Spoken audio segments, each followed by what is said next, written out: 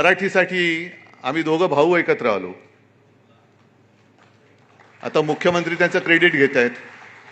दोन बंधूंना मी एकत्र आणले.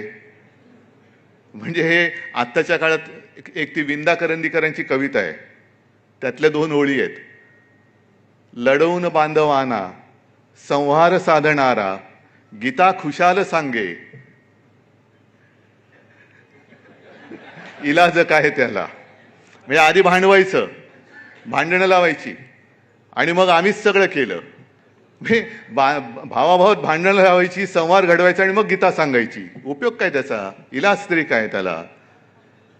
बरं, जसं आम्हाला दोघांना भावानं एकत्र आणलं, तसं आता तुम्ही तिकडे पण काही एकत्रीकरण करतात का?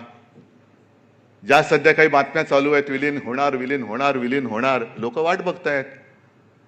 तर तसं काही विलिनीकरण करतात का? नाही तर कशाला उगाच फुकटच्या गोष्टी करतायत, कशाला नसत्या गोष्टीचं श्रेय घेतायत.